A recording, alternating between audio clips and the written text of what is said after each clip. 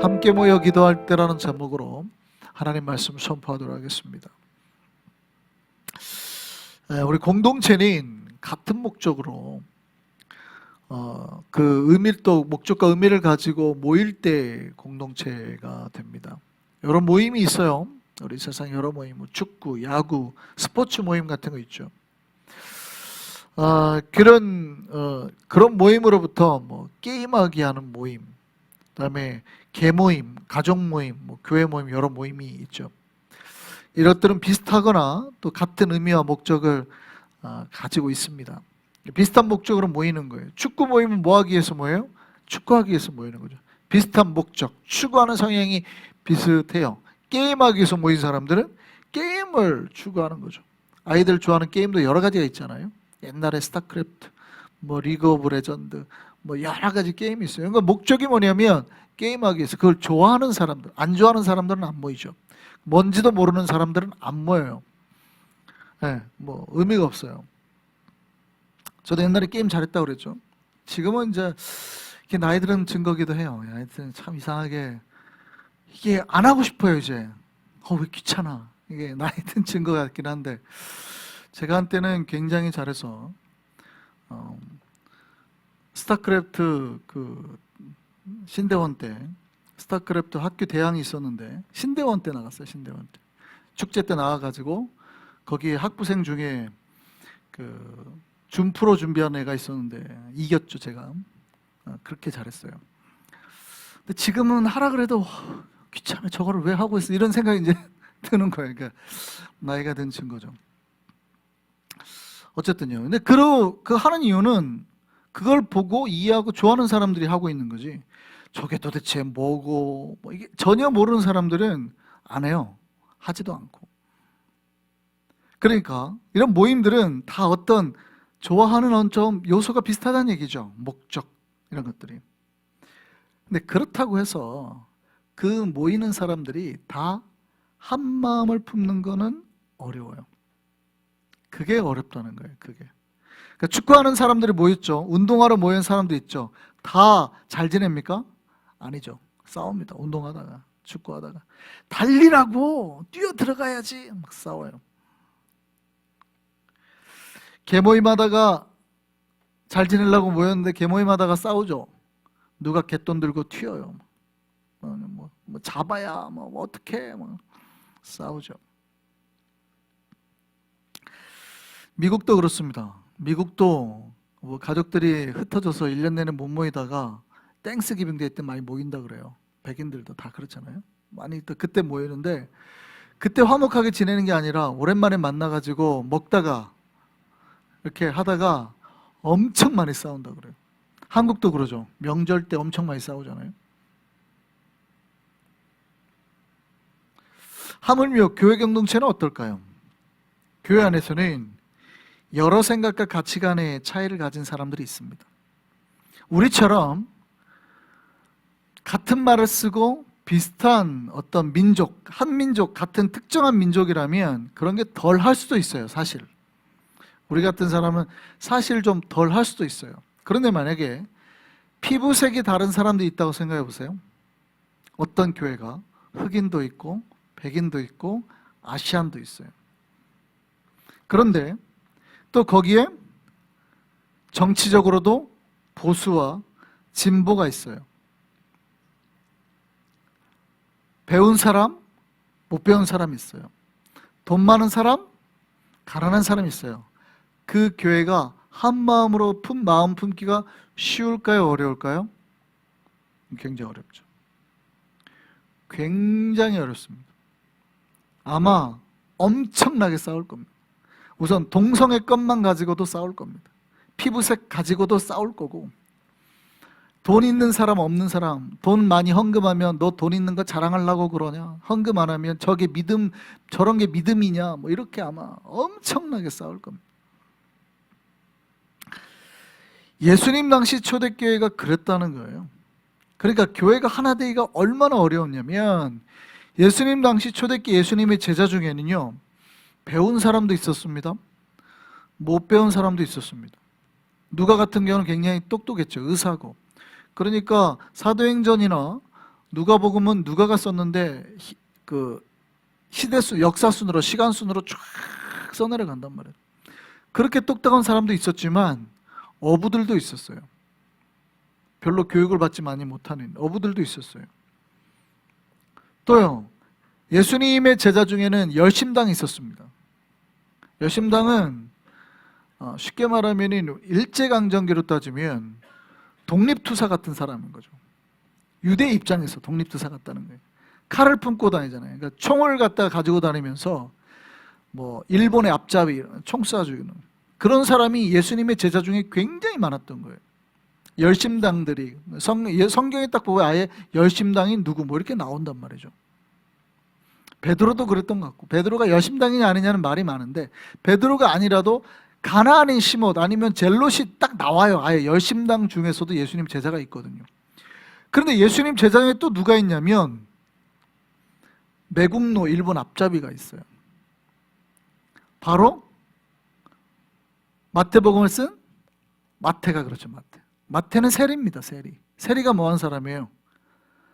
백성들 돈 받아가지고 나라에, 그러니까 쉽게 말하면 놋 같은 거, 놋그릇 하다가 비행기 만들려고 갖다 준 사람 있잖아요. 그런 거예요. 일제 당시. 이 다 해가지고 그거보다 세금을 일반 걷는 것보다 훨씬 많이 걷죠. 그러니까 자기 남겨먹고 나라에 바치고. 그러니까 놀랍게도 예수님의 제자 중에 독립투사도 있고 앞잡이도 있고.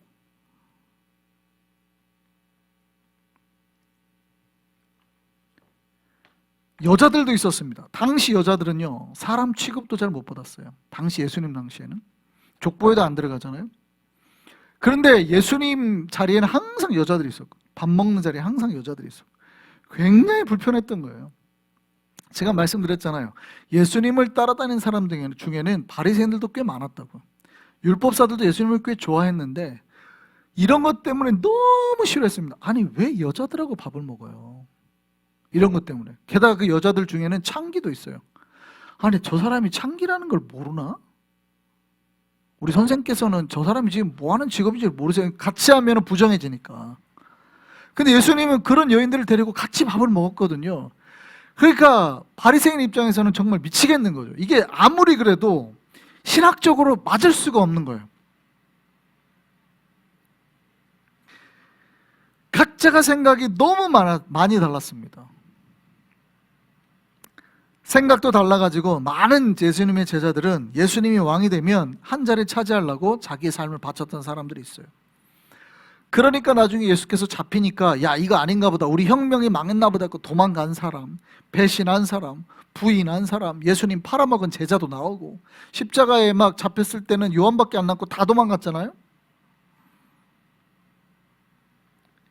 그러니까 예수님이 세운 초대교회는 진짜 하나 되기 어려운 조합이에요. 거기 안에는 뭐 진보, 물론 뭐 동성애도 우리는 대부분 우리 교단은 주류가 반대를 하지만 아직도 미국 동성애를 엄청 싸우죠, 사실은. 어떤 교단은 지금 미국 장로교회는 공식적으로 인정을 했잖아요. 괜찮다고. 그러니까 한국 교회들은 미국 장로교회에 있던 사람들은 동성애 반대하고 교단 탈퇴하고 막 난리란 말이죠. 미국 장로교회가 전 세계에서 제일 큰 장로교회예요. 성공회 측도 주교로 이제 동성애자라도 주교가 할 수 있게, 감독할 수 있게 다 인정을 해주는 거죠. 그러니까 교회 안에 만약에 그런 교단 사람들이 같이 있다고 생각을 해보세요. 한쪽에서는 동성애자들 죽여! 한쪽에는 왜 죽여? 형제지! 막 이러고 막 교회 안에 있다고 생각해보세요. 같이.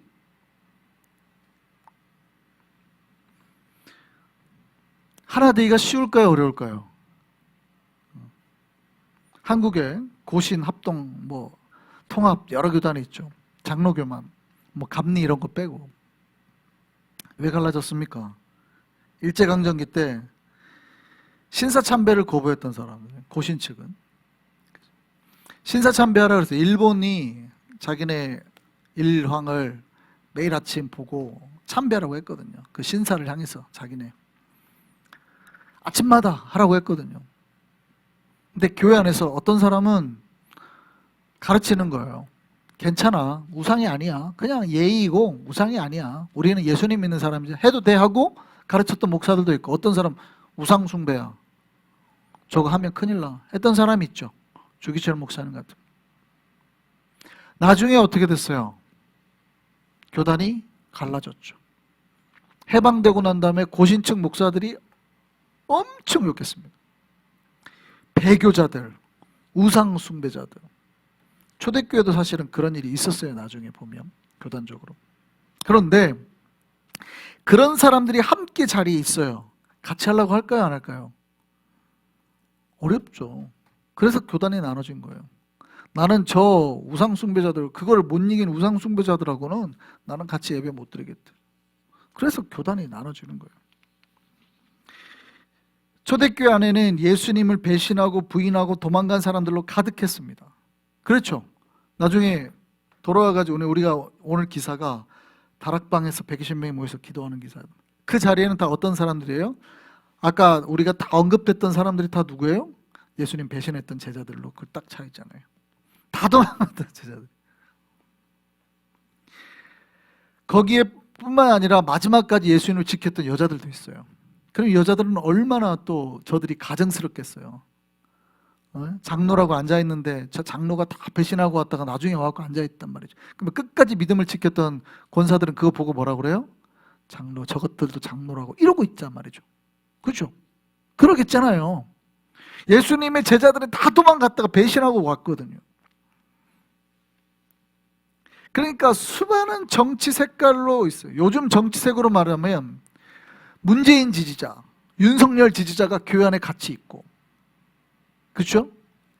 그러니까 이게 색깔별로 어디는 진보, 보수, 정치적으로, 종교적으로, 성적으로, 사회 이슈적으로 수많은 다른 생각을 가진 사람 여기 다 있어요. KKK단도 여기 있고, 흑인 해방자들도 여기 있고, 뭐 이런 거예요. 지금 교회 안이 난리가 나. 초대교회는 진짜 거기 안에 칼든 자, 뭐 매국노 다 들어있는 거예요. 그 교회 안에가 그냥 예수님의 제자 중에. 그들이 함께 할 수 있을까요? 없을까요? 교회가 함께가 하나가 될까요? 안 될까요? 놀랍게도 오늘 본문은 하나 됐다는 얘기예요. 이들이 언제 하나 됐냐는 걸 중요한 거죠. 언제 하나 됐냐. 원래는 하나 되기가 힘들었죠. 다 도망갔죠. 하나 될 수가 없었는데 언제 하나 됐냐? 십자가에서 하나 됐음을 믿으셨으면 좋겠습니다. 정치, 성차별, 신분의 수많은 갈등 속에서도 이들은 120명이나 되는 사람이 다 모여가지고 오직 성령의 오심을 기다리며 기도했다는 거예요. 이게 120명의 주 약속을 기다리며 기도했던 다락방의 기적이에요. 그렇게 기도했더니 결국 뭘 받아요? 성령을 받았죠. 할렐루야. 그러니까 내가 저 사람하고 다르다는 건 상관 안 하는 거예요. 저 사람이 매국노든 독립투사든 상관 안 하는 거예요. 저 사람이 뭐 동성애 지지하고 반대 상관 안 하는 거예요. 저 사람이 보수냐 진보냐 상관 안 하는 거예요. 저 사람이 예수님을 배신했었냐 안 했냐 상관 안 하는 거예요. 다 모여가지고 뭐 안에서? 성령 안에서 하나 되는 거예요. 그랬더니 과거의 모든 죄는 상관없이 새로운 존재로 거듭나게 되는 거예요. 성령 세례 받고.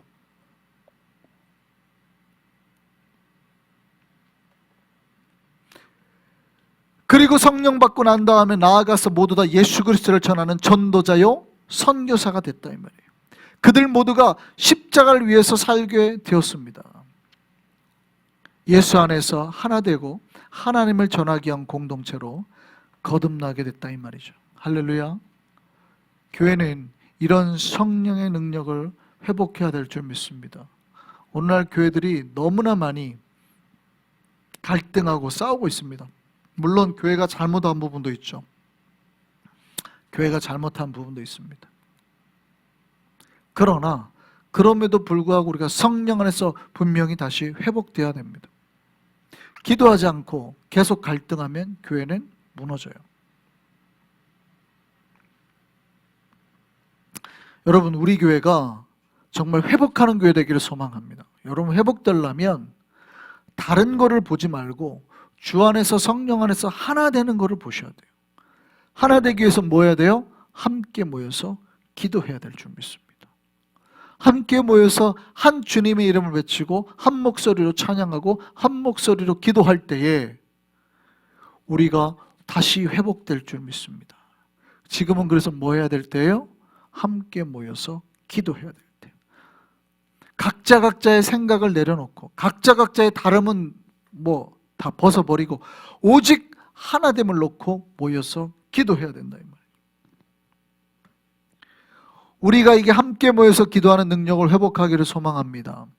그렇게 함께 모여서 기도할 때 하늘문이 열리고 주의 능력과 역사를 경험하게 된다 이 말이죠. 십자가의 본질과 목적을 바로 깨닫고 그걸 위해 살게 된다 이 말이죠. 우리 한성교회가 그렇게 성령의 은혜와 역사로 충만한 교회 되기를 소망합니다. 제가 이제 다음 주 니카라과 선교를 떠납니다. 여러 가지 넘어야 될 고비가 많습니다. 코비드 걸리면 안 되죠. 거기서도 건강의 문제, 위험의 문제가 있고 세례식도 잘 마치고 와야 되겠죠. 거기서도 걸리면 안 되죠. 모든 일정 가운데 새벽에 출발하고 새벽 3시에 비행기를 타요. 도착도 거의 늦게 이렇게 도착하고 새벽에 도착하고 일정이 쉽지는 않을 것 같아요. 거의 뭐 밤새서 비행기를 타고 뭐 이렇게 도착하고 이래야 될 것 같은 느낌이죠.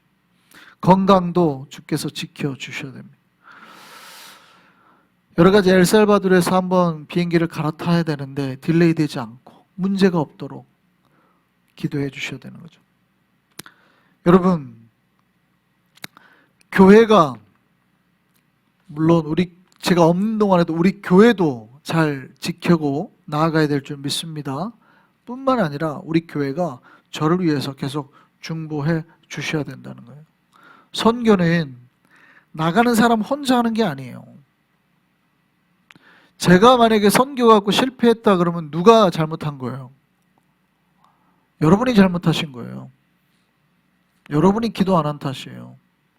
그러니까 제가 나가가지고 사고를 친 게 아니라 여러분이 기도를 안 해서 그런 거예요. 맞습니까?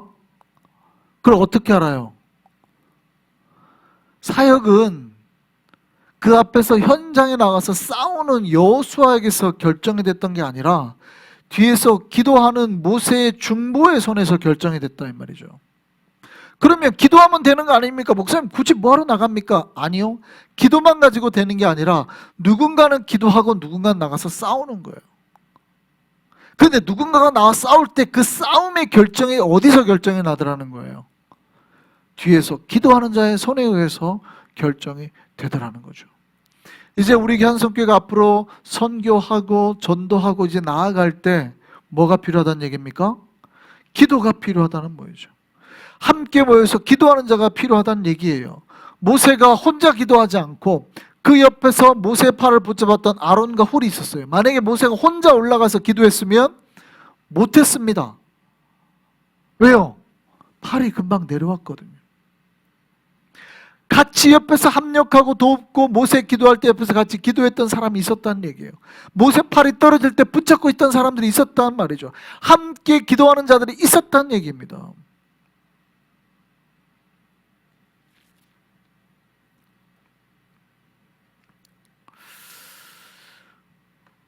우리가 정말 이제 함께 모여 기도할 때임을 기억하셨으면 좋겠습니다.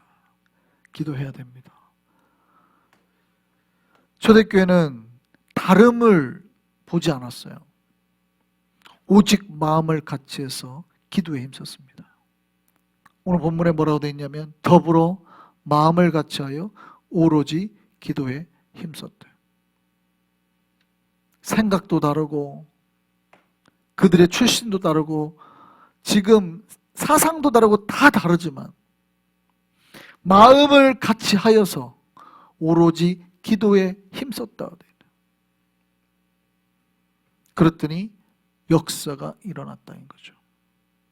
우리 한성교회도 바로 우리가 그렇게 기도해야 될 때임을 깨닫고 같은 마음을 가지고 오로지 기도에 힘써서 하나님의 복음 사역을 완성하는 우리가 되기를 소망합니다.